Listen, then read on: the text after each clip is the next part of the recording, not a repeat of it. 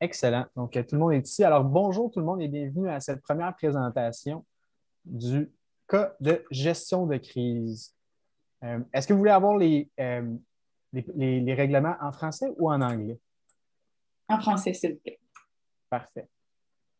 Donc, je vous lirai les instructions de la présentation pour ensuite laisser les juges se présenter. Vous disposerez de 20 minutes afin de présenter votre solution au juge. Le temps commencera à s'écouler dès que vous débuterez votre présentation. Vous pouvez suivre le temps sur le lien Coco qui a été envoyé dans le clavardage et le jury ne peut pas vous interrompre durant votre présentation. Suite à la présentation, le jury bénéficiera d'une période d'application de 5 minutes afin d'éclaircir certains éléments de votre présentation. Veuillez noter que lors de la période de questions, si un membre de l'équipe est en train de parler lorsque le temps est complètement écoulé, il est autorisé à terminer sa phrase. Je laisserai donc les juges se présenter et par la suite, vous pourrez débuter. Bonne présentation.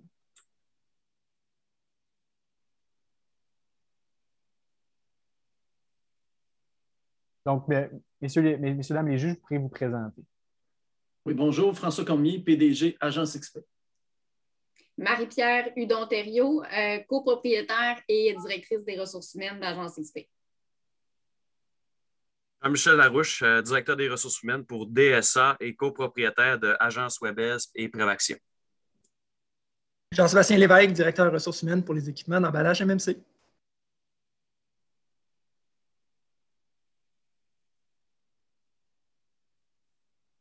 Vous pouvez commencer. Parfait.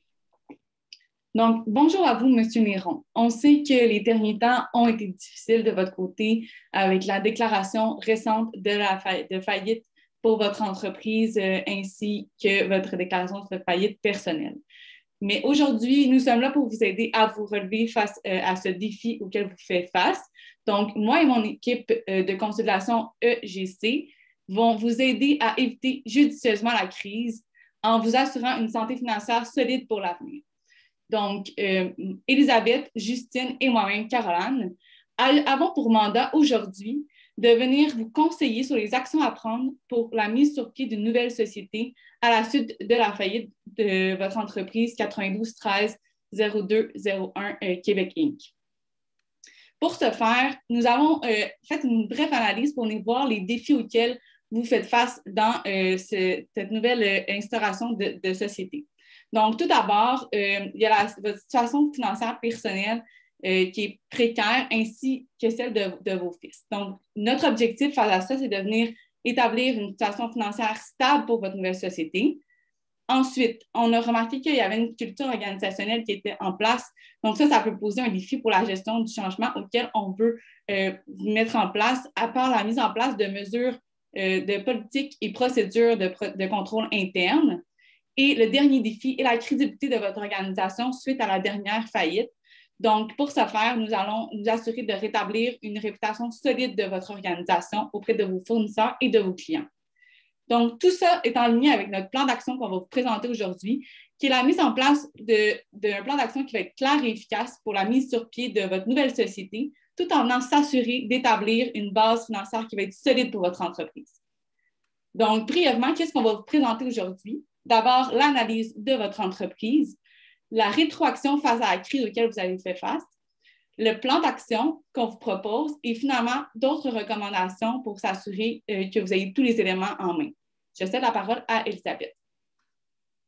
Bonjour, donc je vais débuter avec l'analyse. Donc, avant d'aller faire une analyse en profondeur de votre entreprise, Construction Néron et Fils, je vais vous énumérer quelques éléments clés qui vont nous permettre de suivre le fil conducteur tout au long de notre présentation. Donc, la Construction Néron et Fils est une entreprise familiale auquel les valeurs familiales sont au centre. Donc, c'est M. Néron ainsi que ses deux fils. Évidemment, on se situe dans l'industrie de la construction. On évalue le chiffre d'affaires à environ 900 000 $. Par contre, suite à divers problèmes, ça a résulté en des problèmes RH ainsi qu'une situation financière difficile. Pour remédier à la situation financière difficile, on a fait appel à l'agence Rescue, dont plus précisément Stéphanie Dion, qui est notre comptable pour gérer cela. Donc, les parties prenantes. La première partie prenante, c'est la famille Néron. Donc, comme je l'ai dit, le père avec ses deux fils. Donc, ses intérêts pour lui, M. Néron et ses fils, c'est d'opérer l'entreprise. On sait que cette compagnie-là, les valeurs familiales sont au centre de leurs intérêts, donc c'est vraiment de poursuivre l'opération de l'entreprise.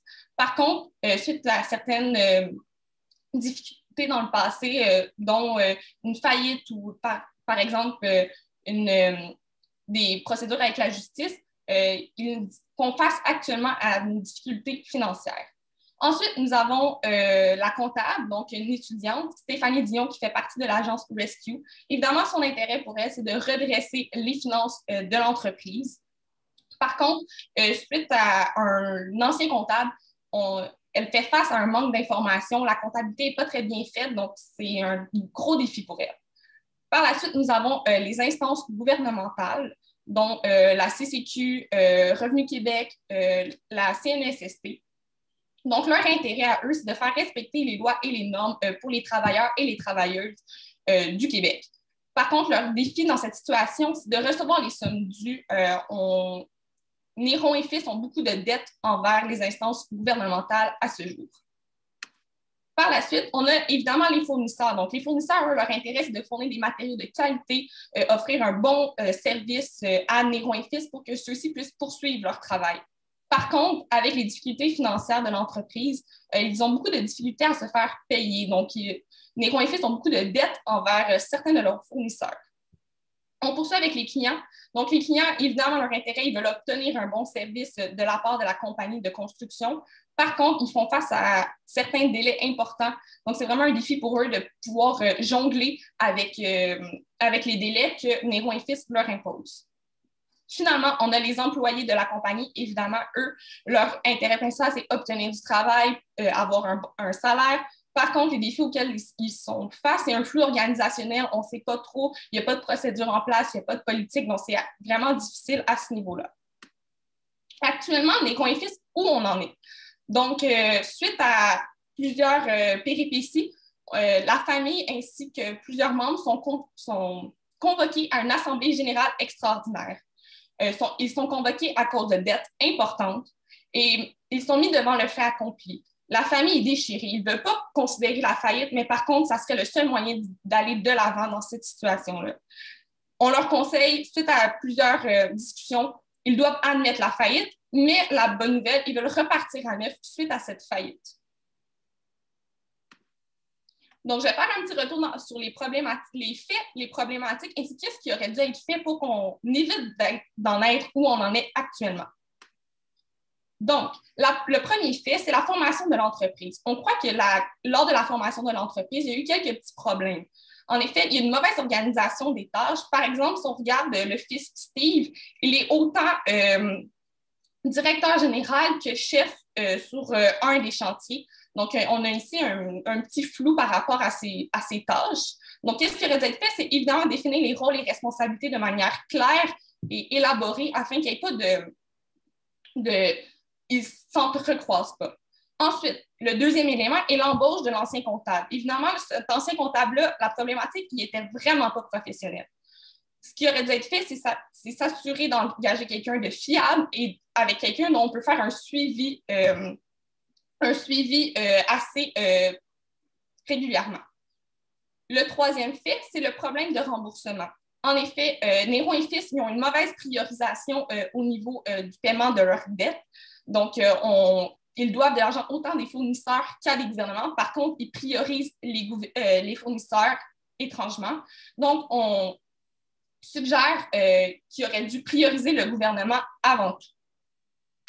Et le quatrième fait, c'est la difficulté à retracer les informations. En effet, actuellement, il n'y avait pas vraiment de procédure sur les factures. Les employés envoyaient des factures de droite et à gauche, donc on ne savait pas trop. Donc, qu'est-ce qui aurait dû être fait? C'est la mise en place de procédures claires et bien établies. Pour poursuivre avec les faits, donc ensuite, on a eu des fautes de paiement. Donc, la problématique ici, c'est la manque de liquidité. Donc, on croit que de revoir les priorités de paiement aurait été une solution beaucoup plus gagnante pour la compagnie. Finalement, on approche la fin. Vers la fin, on a une insatisfaction des clients Donc, on a des problèmes d'employés. Donc, on a des employés qui sont sur la drogue, des employés qui arrivent en retard, des employés qui finissent à des heures, à 22 heures le soir. Les clients ne sont vraiment pas contents de ça. Et qu'est-ce qui aurait dû être fait? C'est mettre sur pied des politiques internes sur tous ces éléments-là. Et dernièrement, Néron et Fils ont eu beaucoup de difficultés à obtenir un prêt et un financement auprès des banques. Donc, évidemment, la problématique ici, c'est un mauvais crédit, donc faute de crédit et de budget. Mais qu'est-ce qui aurait pu les aider? Qu'est-ce qui aurait pu éviter toute cette complication-là? C'est d'établir un budget dès le départ. Je passe maintenant la parole à Justine qui va nous continuer avec le plan d'action. Donc, suite à cette analyse, on a mis en place un plan d'action qui allait vraiment pouvoir répondre à ce que vous recherchez, à vos objectifs, mais aussi à contrer les différents défis qu'on a ressortis plus tôt. Donc, notre plan d'action se sépare en 4 éléments différents, mais qui sont tous interreliés, qui sont de mettre en place une bonne équipe de gestion, d'appliquer des politiques et des procédures qui vont être vraiment claires et vraiment bien établies pour les employés, l'établissement d'un budget et de priorités de paiement, et finalement, aller chercher l'aide dont vous avez besoin, hein, une aide en création d'entreprise, mais aussi des formations en gestion. Donc, tout d'abord, pour débuter, hein, ça prend une bonne équipe de gestion qui est solide, qui est fiable, qui a une bonne séparation des tâches. Donc, bien entendu, on garde l'aspect du directeur général. On trouve ça bien d'avoir quelqu'un qui est central et qui va pouvoir aider à la gestion des équipes. Mais on a besoin de plus qu'un chef d'équipe par division et des chefs d'équipe qui ne seront pas le directeur général aussi. Donc, on a vraiment ici une séparation des tâches où chacun a ses tâches claires, chacun a ses tâches précises et chaque chef d'équipe va gérer son équipe de travailleurs. Donc, si on compare avec qu'est-ce qu'on avait avant, bien, avant, on avait 4 divisions différentes. C'est quand même beaucoup 4 divisions différentes, surtout que c'est 4 divisions différentes dans différentes villes. Donc, pour le directeur général, c'est beaucoup plus de gestion, c'est beaucoup plus difficile à gérer. Maintenant, d'un autre côté, on va passer à 2 divisions. Donc, ce que ça va permettre, c'est une bonne chose parce que c'est les 2 divisions les plus payantes et ça va permettre d'avoir une meilleure gestion, même si les divisions sont un petit peu plus éloignées. Comme j'ai mentionné, il y avait une mauvaise séparation des tâches et pas d'encadrement par des professionnels. Bien là, on vient justement chercher une meilleure séparation des tâches. On a plus de chefs d'équipe par division, donc qui vont être davantage présents pour les travailleurs. Puis, on va aussi chercher l'encadrement professionnel dont on a besoin. Donc, si on le met sur une ligne du temps, bien entendu, la création de l'équipe de gestion, c'est vraiment la priorité, l'étape numéro 1 pour cette nouvelle société-là.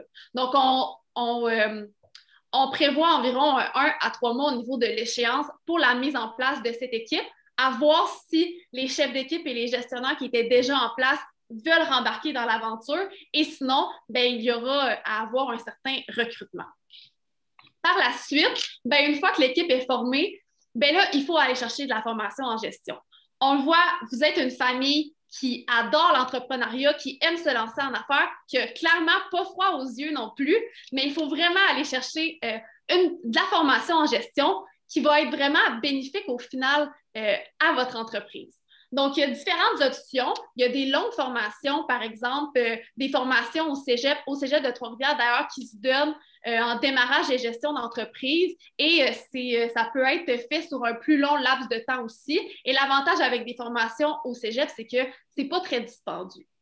On peut aussi avoir des plus courtes formations. Par exemple, le syndic offre des formations obligatoires lors de faillite au niveau de la gestion de budget et de le relèvement financier.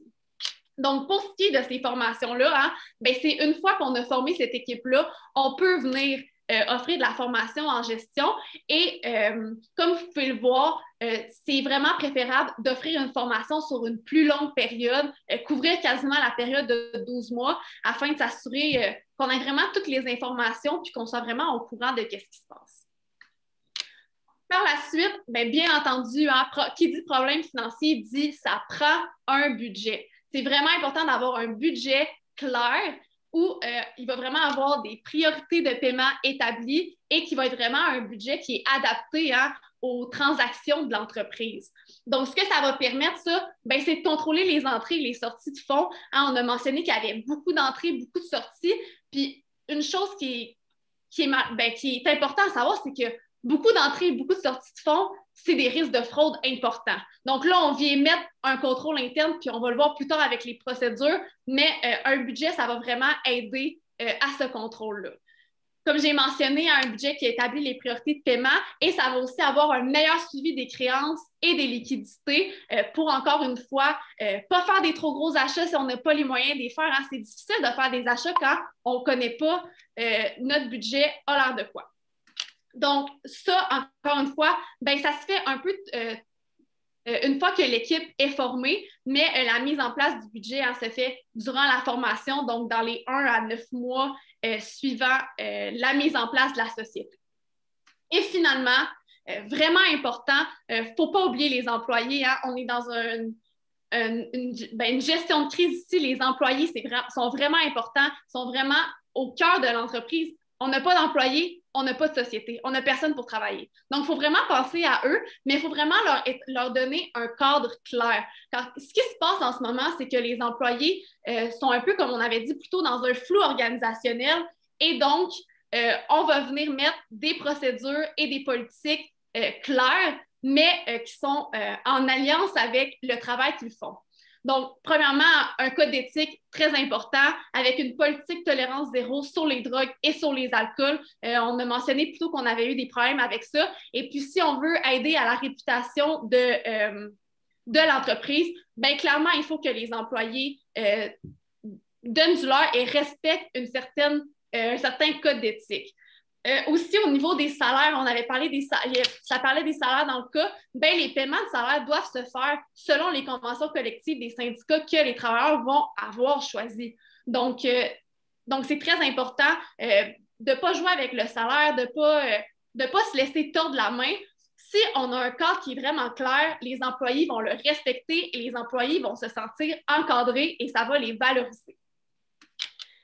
De plus, au niveau des procédures, comme j'ai mentionné plus tôt, on voulait mettre plus de chefs d'équipe pour gérer les entreprises. Mais pourquoi est-ce qu'on veut faire ça?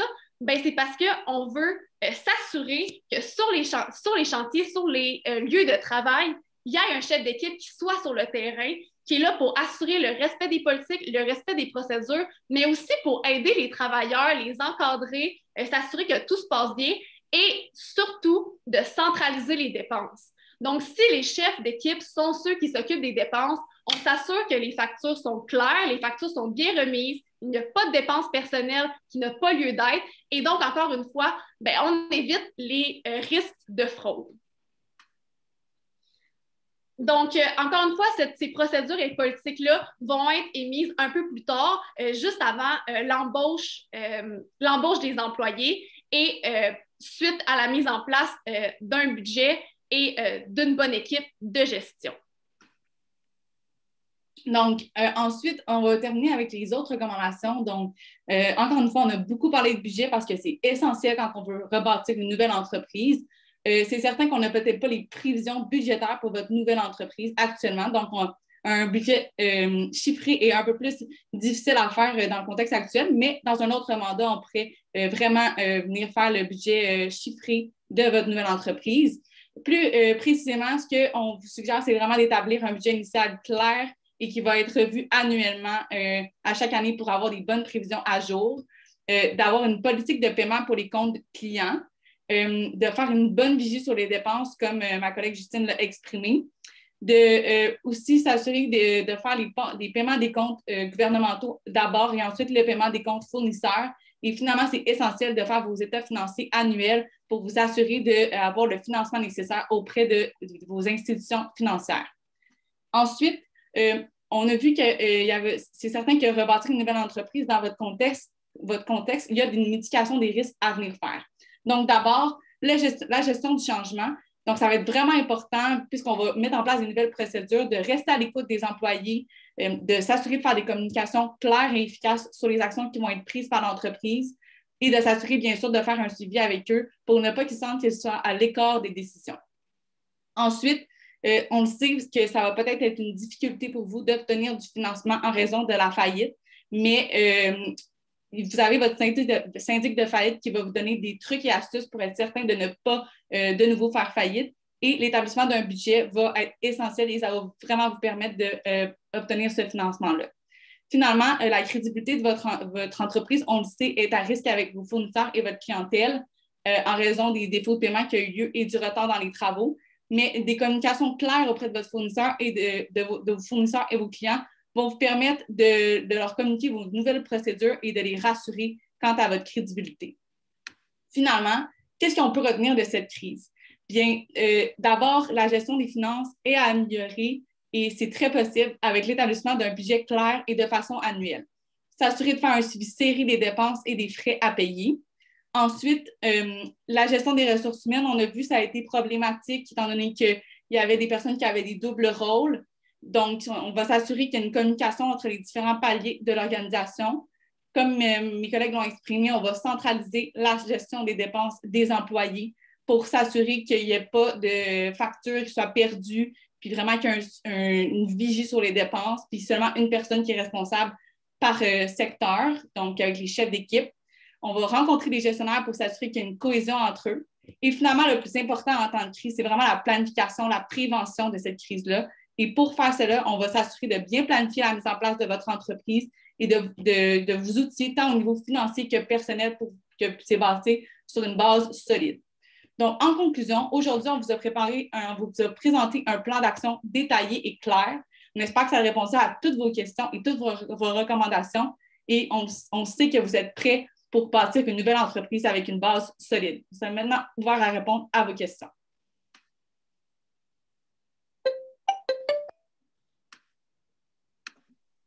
Super. Donc, nous allons maintenant passer à la période des questions. Donc, tu sais commencer.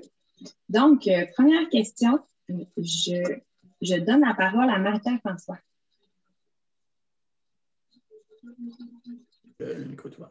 Oui, bien en fait, moi, ma question, vous avez parlé tout à l'heure de formation à l'interne pour les gestionnaires. Je voulais que vous m'expliquiez davantage, en fait, en termes de formation, à quoi vous pensiez au niveau de la durée de la formation, en fait. Est-ce que vous parliez plus d'une formation qui est de base en termes de gestion d'entreprise très simpliste ou vous pensiez à vraiment des études plus poussées au niveau de la gestion? Puis, qu'est-ce que vous faites aussi là, des personnes qui sont déjà en place dans l'organisation? Je parle entre autres des partenaires externes. En fait, au niveau de la formation, on souhaite vraiment offrir de la formation tout d'abord au directeur général, vraiment sur la famille, vraiment sur le démarrage d'entreprise. Par contre, c'est certain que tous ceux qui vont avoir un chapeau de gestionnaire, on veut vraiment leur offrir une formation pour qu'ils soient outillés pour pouvoir appliquer une gestion d'équipe vraiment efficace. Donc, on croit vraiment qu'une formation en continu pourrait être vraiment une option intéressante afin qu'ils restent à l'affût des techniques de gestion d'équipe. OK. Qu'est-ce qui est à connaître, en fait, là, si je peux préciser ma question, qu'est-ce qui est à connaître selon vous pour des gestionnaires? Qu'est-ce qu'ils doivent savoir pour être en mesure de mieux gérer leur organisation? Qu'est-ce qu'ils devraient aller apprendre dans une formation d'appoint? Je crois que une gestion, dans le fond, une formation en gestion de projet, ça pourrait être vraiment intéressant sur des techniques de gestion, dans le fond, que ce soit pour faire appliquer les procédures, pour régler des conflits, pour savoir comment s'y prendre avec des employés. En fait, en ce moment, les chefs d'équipe, c'est tous des employés de construction, donc ils n'ont pas vraiment de formation en gestion. Donc, ça serait vraiment intéressant de les outiller pour qu'ils soient prêts et qu'ils soient être prêts à faire face aux difficultés qui vont s'apporter. Merci. Super. Donc, je vais donner maintenant la parole à Jean-Michel. Oui, j'aimerais savoir un peu de quelle façon l'entreprise va s'assurer que les différentes politiques au niveau des employés soient appliquées sur le terrain. Justement, dans notre procédure, il est mentionné que les chefs d'équipe, on veut qu'ils soient présents sur le terrain, on veut qu'il y ait une certaine supervision qui soit faite, pas nécessairement 100% du temps présent sur le terrain, mais il faut qu'ils soient sur le terrain, il faut qu'ils sachent c'est quoi la réalité des gens qui sont là, qu'est-ce qui se passe exactement, et puis justement aussi, vu qu'ils vont ramasser les factures, ben, ils doivent être là, présents avec les travailleurs, donc voilà. Et juste pour spécifier un peu, là, de quelle façon l'entreprise va s'assurer que ce soit la bonne chose qu'il fait là, au niveau de la gestion de leurs employés sur le terrain? Bien, à ce niveau-là, un peu comme que j'ai mentionné tout à l'heure, c'est qu'on veut certain qu'on va regarder avec nos employés que ça convient, nos procédures aussi, puis qu'ils sont à l'aise avec ces mesures-là. Puis une autre mesure qu'on pourrait prendre aussi, c'est vous nous avez fait part qu'il y a eu des problèmes avec des clients. Fait que de peut-être aller chercher une rétroaction auprès des clients pour savoir si ça se passe bien avec les employés sur le terrain quand les chefs d'équipe ne sont peut-être pas nécessairement là. Merci. Parfait. Donc, je donne maintenant la parole à Jean-Sébastien. Oui, bien, au début, vous nous avez fait part, c'est une entreprise qui est familiale. C'est quoi le rôle que vous voyez pour les deux fils de M. Néron, considérant que M. Néron est rendu à 66 ans? Donc, actuellement, c'est certain que Steve, lui, c'est le directeur général. Donc, on attribuerait à Steve vraiment le rôle de directeur général. Donc, c'est vraiment lui qui aurait la grosse formation sur le démarrage d'entreprise pour partir avec des bases solides. Ensuite, les deux autres fils, on les mettrait comme chefs d'équipe. Donc, ils feraient partie de ceux qui recevraient une formation en gestion de projet. Donc, ça serait eux qui recevraient aussi la formation en continu sur comment être un bon gestionnaire, finalement. Donc, on les mettrait vraiment au cœur de l'entreprise, mais comme gestionnaire, chef d'équipe. Et rapidement, là, c'est quoi un bon gestionnaire, selon vous? Bien, un bon gestionnaire, c'est selon nous, c'est quelqu'un qui va être capable d'être là pour ses employés, là pour ses clients aussi, de s'assurer que vraiment qu'il y a une cohésion au sein de l'entreprise, au sein de ses équipes. Si on parle de chef d'équipe qui gère une petite équipe, puis je dirais que le directeur général, vraiment, qui est le grand gestionnaire, son rôle, c'est vraiment de s'assurer que tout se passe bien au sein de l'entreprise, dans tous les aspects, que ce soit budgétaire, ressources humaines ou quoi que ce soit, tous les aspects nécessaires dans une entreprise. Parfait. Donc, la période de questions est terminée. Donc, merci à tous d'avoir participé à cette première présentation. Donc, j'inviterai en fait les équipes à vouloir bien quitter et les juges, on va se retrouver dans une autre salle.